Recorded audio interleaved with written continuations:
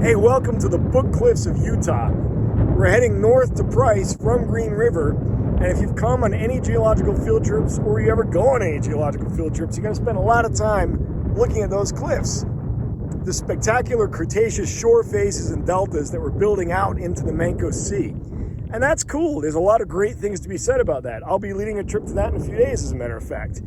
But there's other stuff that's equally interesting and most people don't look at all.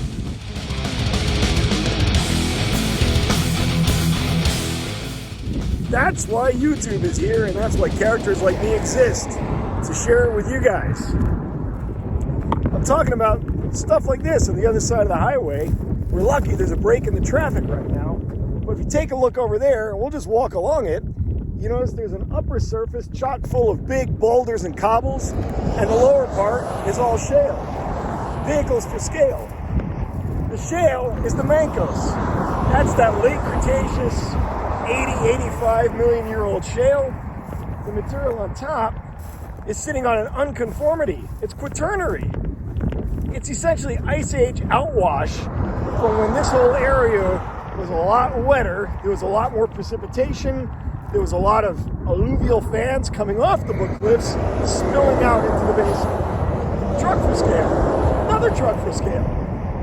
So this is a big, broad channel scour from one of those coarse-grained alluvial fans that was feeding out from the Book Cliffs onto the Mancos. That's pretty cool. You can actually go lay hands on an unconformity, and we're going to do that in a second when there's no traffic. It's not often you see them this perfectly. I mean, look at that. You can see scours, boulders. I mean, this is about as beautiful and perfect as it gets.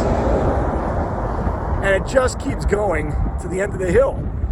So there's a number of these little hills as you're driving along the highway from Green River to Price, and many of them have these unconformity-bound alluvial fan deposits from the Quaternary. Okay, there's a break in traffic. I'm gonna make a run for it. Come on.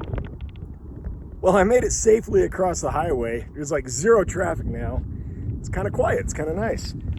And we're looking at the unconformity up close and personal. So there's the Mancos Shale. There's the Quaternary material. Here's the base of that scour. Oh, look at that. Yeah, you can lay your hands on an unconformity here. This is about 90 million years, maybe 80 million years, somewhere in there. This is probably a million years or less. So we're missing about 80 or so million years of time right there. Think of everything that happened here in Utah over that time. Gone, eroded out, scoured. So at the time that that fan was building, there was probably mammoths, woolly rhinos, cheetahs. Humans might not have arrived here yet, but the conditions were definitely a lot different. It was a lot wetter, a lot more alluvial fan action from the cliffs, and they probably weren't as pronounced as they are now. So just imagine these fans coming off those cliffs. There's another outcrop a little bit further up the way at Horse Canyon. I'm not going to stop there, but if you're ever driving through, there's a rest area and everything. It's pretty nice. You'll see this exact same contact.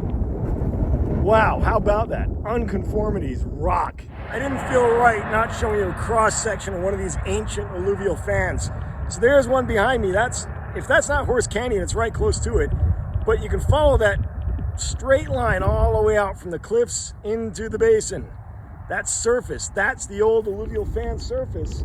Nice and straight, capped by a red rock top, sitting on top of the Mancos. So you can actually see a cross-section through one of these alluvial fans. How about that? All right, I'm gonna safely get back in my vehicle and continue on. Thanks for watching again.